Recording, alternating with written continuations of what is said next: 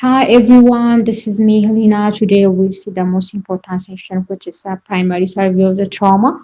As you know, that trauma is very common in these days, becoming more common and it affects many people in our country, especially in Addis. So, delivering this subject for pre-hospital personnel and also for paramedic personnel will be very beneficial because those personnel should act very rapidly and accurately to save lives and limbs. Time is very crucial here, so primary survey is the most beneficial concept here, and that's the part of advanced trauma life support, and that's coming after immediately triaging the patient. So it's interesting because if you if you check the patient with this systematic approach, you will be able to know what's going with that patient, so you can help them. So this is interestingly see the objectives. Okay, the first one is after finishing this session, the student can explain the principle of the primary survey, and also if they can help us to discuss the need for immediate resuscitation. That's the point of the primary survey during the trauma time. And then we can explain the management techniques which can be employed during the primary survey. Those are the objectives. There are working principles around here. The first one is do not harm. It's been divided into ways. The first one is you don't have to harm yourself unless the scene is not safe for you. You're not being engaged for helping the patient. So checking the scene area is the best concept to protect the personnel. And then you have to be very conscious to do not harm the patient for further injury during patient lifting or also during a patient assessment, which is the concept of C-spine protection will be coming here. And the other working principle is when you find the problem during the primary survey, you have to fix it. You're not going down to the other steps. If you get the problem, you have to done it or you have to fix it exactly at the spot. And the other one is you have to identify the life-threatening condition, not to waste your time to identify or diagnosing the problem. And that means if you are able to just find out if there any problem on the breathing or if there any problem in the airway, that's enough to fix the life-threatening condition. Like diagnosing or finding the anatomical injury will be time killing. And the other one is if the patient gets worse, you have to restart from the beginning if you are going down. But if the patient gets deteriorated, you have to go up, starting from the airway. And finally, the most main one in the concept of this primary survey is during the primary survey, resuscitation are done simultaneously. That means if you find the problem, you have to fix the problem at the spot or at the area. Okay, the next one is about the components of the primary survey. It's all about the primary survey because this ABCD approach are all about talking to help the patient during the trauma time. And this concept is working for both adults and the pediatrics with the priority. They are prioritized at the same. The first component in the primary survey goes to the A, which is the airway with C-spine protection. It's different from the medical emergencies because of the C-spine protection, because we consider patients as spinal injured patients unless it's proven. So we care them with the C-spine protection without applying a C-collar. So airway is coming with the C-spine protection. So the airway is the point. So the first component in the primary survey is the airway. And if individual is suffocated or can't gain air through the mouth within 3 minutes, it can lose the life. The second one is breathing and ventilation. Those are also the important components if the airway is pattern. But if the breathing and ventilation are compromised and if it's not adequate for supplying the body parts, it's pointless. So checking the breathing and ventilation effort is also necessary. The other thing is circulation with hemorrhagic control. It's also different from the common the medical emergency concept because of the hemorrhagic control. Since we're talking about the trauma, it's highly associated with the bleeding. So addressing the hemorrhage and also focusing on the hypotension and volume depletion also the point. And the next parts are about disability. Neurological evaluation has to be done, and many kind of neurological problems can be found out because of hypoxia and because of circulation depletion and also direct injury to the head. So checking the disability to the head is also an initial. The last one is exposure and fast ultrasound method is also very important. We don't know how you check the injury site unless you exposure the patient, and also applying fast ultrasound is very essential for checking whether there is an internal bleeding or not. So those components are very helpful. So looking at the patient for the general appearance and asking for name, or like asking for what's going on, what's happened, you can check from ABCD protocols within a single time, because if the patient can't answer his name or he can't tell you what's going on, that means the airways pattern, since he can't talk, and also the breathing and the ventilation is not that much compromised, since he can answer that question. And also the circulation is not that much also affected, because unless the circulation is not good and unless the brain is supplied with the good amount of blood, that patient can't analyze that question and can answer. And also if he can answer that question for you, it's oriented, so D is not that much disabled, so you can answer this question. If ABCD is not impacted, you can start the resuscitation protocol immediately. Okay, let's start the primary survey, starting from the assessing the airway with the C-spine immobilization. As you see the picture around here, the medical personnel helped the patient with stabilizing the neck and the head, and she is also applying the C-collar. This is the standard in the protocol for addressing the patient during checking the airway, because it's always our precaution to not furtherly damage, because we consider those trauma patients as like neck injured or spine injured patients unless it's not proven.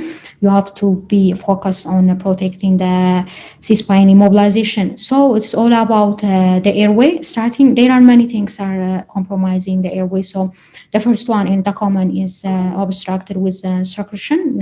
It can be the blood, it can be the office from the GI tract, and it can be any secretion in the mouth, it can be saliva. Those are the most common secretion types which obstructed the airway.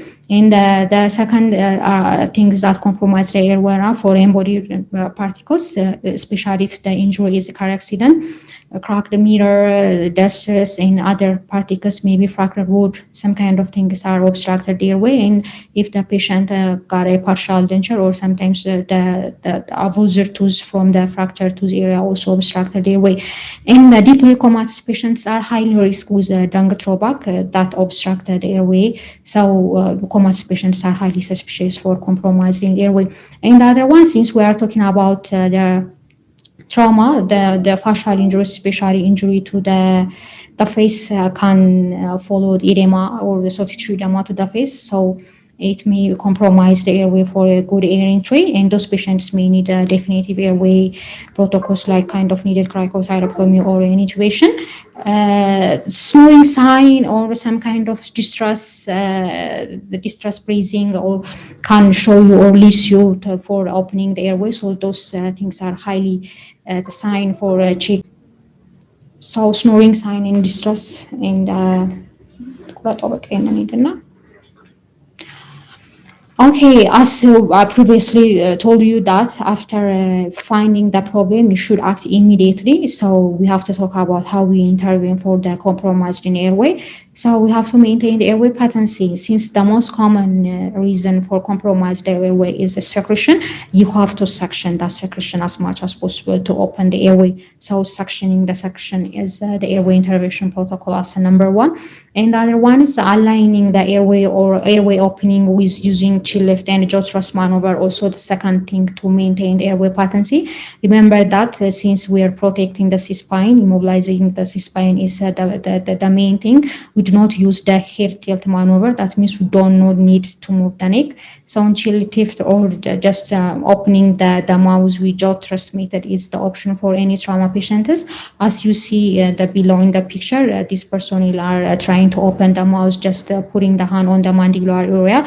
He did not move the neck, or just he was keeping the patient with a line. And the other protocol is inserting oropharyngeal or nasopharyngeal. So very important, since I previously said that lung throwback for comatose patients are the reason for the airway compromisation. So putting the airways have to be very beneficial to protect the airway. So patients coming with a Glasgow Coma scale below 8 or are highly suspicious for this airway compromisation, and you have to consider to put a nasopharyngeal or oropharyngeal airway. If the patient have no gag reflex, you have to put oropharyngeal airway.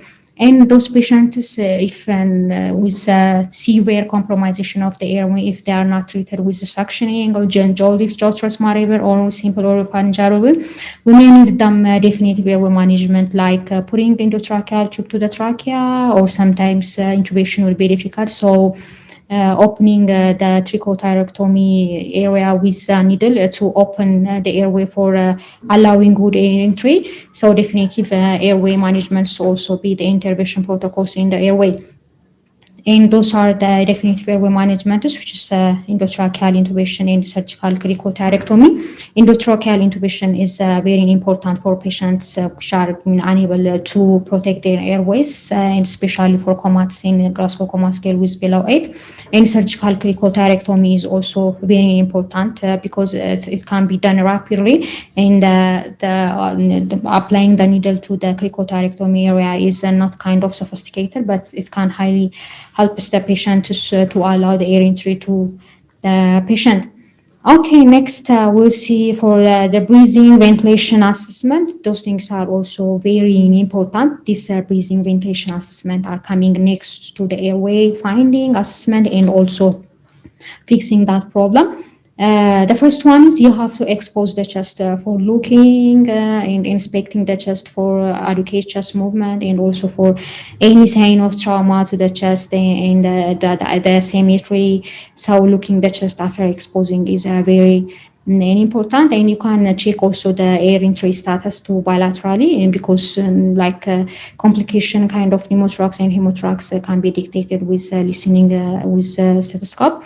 And during palpation, you can also find out whether there is availability of flash chest or not. And you can percuss the chest as well to find out the fluid or air accumulation to the chest. So the exposure of the chest and also listening and percussion the chest is very essential to find out whether there is a good breathing and ventilation. During that time, checking the oxygenation circulation level with the pulse oximetry is also very essential, because pulse oximetry tells us the saturation of the oxygen to the periphery area, and we don't know what's going on about the ventilation.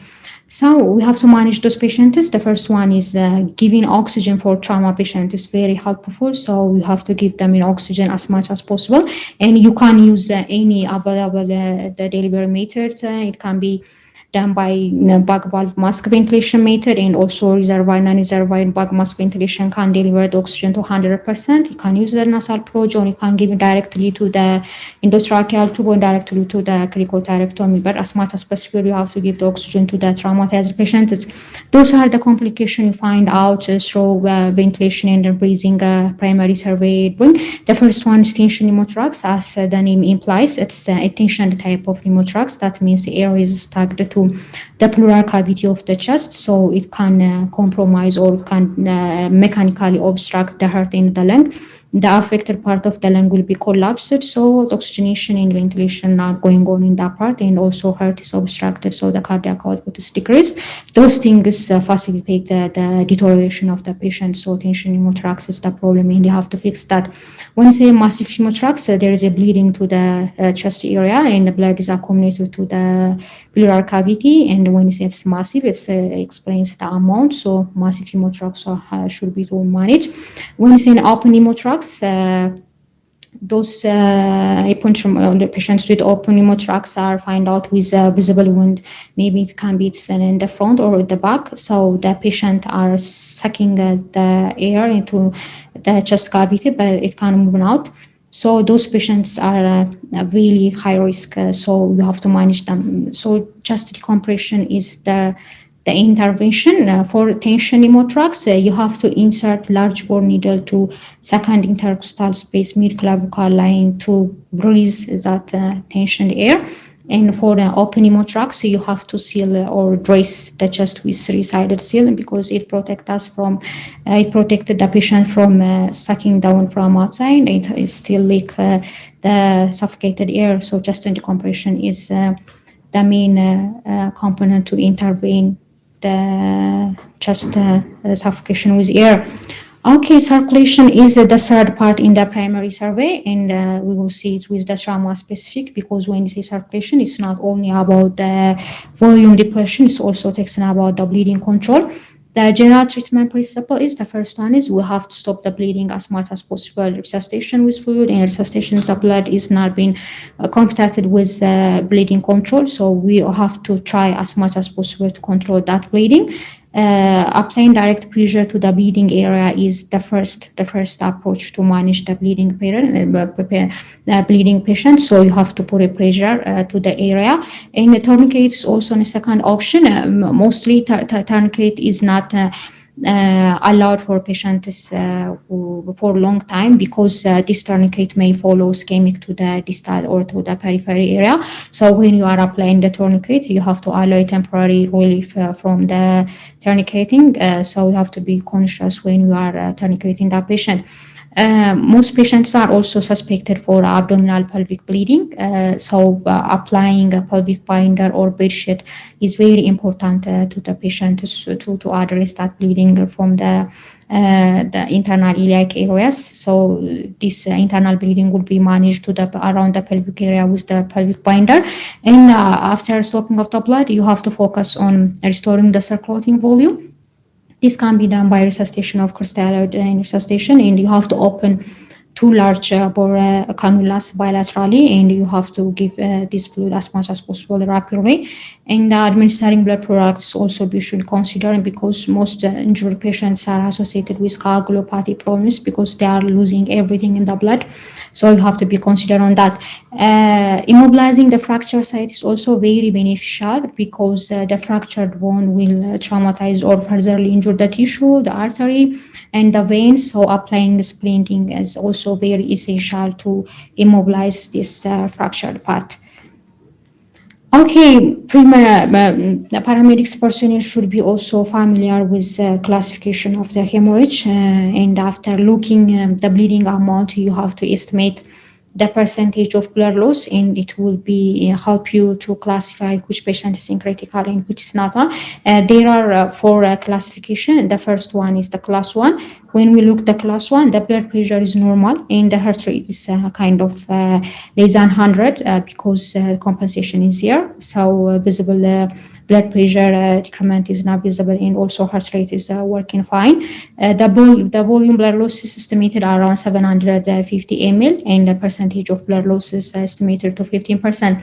When coming to the class 2, still the blood pressure is normal because of the compensation still, and the heart rate is a slight increment is here, it's 100 to 120, and the volume blood loss is estimated to 750 up to 1,500 ml, and 15 up to 30% estimated blood loss is also unexpected. Coming to the class 3, the blood pressure now decreased because the compensation mechanism is overwhelmed, and the heart rate is kind of highly increased, as close to 120 up to 140, and volume blood loss is close to 1,500 up to 2,000 ml, and the estimated blood loss is close to 30 up to 40%. The last and the very critical part is class 4. The blood pressure is decreased. It's obvious because maybe it's not been detectable because of the compensation mechanism is just done. The heart rate is 140, it's highly, and the volume loss is greater than 2,000 ml, and the percent of blood loss is around 40%. So you have to classify patients for a hemorrhage depending on this classification protocol. The other most important concept is disability assessment goal, because this trauma is associated maybe the head injury, and also affecting the ventilation breathing protocols, and also maybe affecting the circulation problem, and also hypoxia and hypoglycemia is the main reason. The patients have to be assessed whether their neurological evaluation is fine or not. So assessing the clue whether there is an increased intracranial pressure or whether it's the presence of increased intracranial pressure or not is also essential. You can easily rapidly focusing on the Cushing reflex threads. That means checking the patient for the presence of bradycardia and the presence of hypertension, and also whether there is a respiratory regulators. If you find classifying those things, this patient is highly suspicious for increased intracranial pressure. So disability concept is very, very helpful to address the patients. The other thing is have to look during disability is the first one is checking the patient responsiveness, which means level of consciousness have to be checked. There are 2 points. The first one is AVPO method. When we look at this in AVPO, it's short and very rapid. A stands for alert. If the patient is alert by himself, you don't have to worry and you give him A. But if the patient is responsible for your verbal communication, he gets V. And if the patient is only responsible for painful pressures, like applying pressure on nostrils or on the chest, P, and it's been responsible for pain. If the patient is not totally unresponsible, it gets unresponsiveness, which is U. And the other method for classifying the patient responsiveness is Glasgow Coma Scales. It's somehow time taking, but it's also important to identify the level of the coma to the patient. It depends on eye opening and verbal communication and also muscle activity. Patients who got less than 8 Glasgow Coma Scales need intubation, and those patients are high risk. So we have to consider the patient with respective of this patient responsiveness. The other thing is pupil. You have to see with the pupil size and its reaction to light. Mostly trauma patients, especially if the trauma patient, the trauma mechanism is happening in the head, the pupil size and reaction to light is very beneficial to classify that patient. For example, patients who got unilateral dilation with an non-reactive approach, it shows some kind of correlation to the affected side, and if it's a bilateral dilation in the non-reactive to light, it can be herniation in some kind. If you get pinpointed size, it can be intoxication and poisoning. So pupil size tell us many things about that patient. The other one is the posture. Decorticated and dysarthritis are the types. This excessive extension and flexion tell us many things about what's going on exactly to that patient with respect of neurology. After we check in this disability problems, we have to know about the disability intervention protocols. The first one is you have to consider to give the patient dextrose, which is commonly known as the coma cocktail. Besides the trauma, hypoglycemia is also expected. So giving dextrose would be beneficial to handle the patient. The other coma cocktail like giving thiamine, Lanoxane also been associated, but mainly we have to be focused for treating the hypoglycemia. And also have to consider for treating the seizure plus the increased intracranial pressure, because if you are watching or the patient experiencing seizure, you have to address the seizure with diazepam or some kind of other methods. And for patients with increased intracranial pressure, at least you have to elevate the bed with 30 degrees with C-spine protection. So disability patients can be addressed as a pre-hospital level with such mechanisms. The other very important concept in the primary survey is an exposure. You have to remove all clothing and you have to look out for any injuries all over the body. So examining the injury all over the body is very essential for the patient. So you have to remove all clothing and you have to look the patient at the back. When you are looking the patient at the back, you have to use the log roll mechanism. And after you log in the patient, you have to maintain the cervical spinal immobilization to not further harm the neck, as previously said. So after log roll is done, you have to palpate the thoracic and lumbar spine area at the back for any deformity, any cracking, any visible wound, or any bleeding site, because it tells you many things about the problem in that patient. And also checking the rectal tone is also essential during that time. For making this log roll method, 3 people at the minimum is needed to protect the head, and also to properly move the patient, and also to stand the patient properly to the side. And during the exposure, not only removing the clothes is the point, also avoid the hypothermia is also beneficial.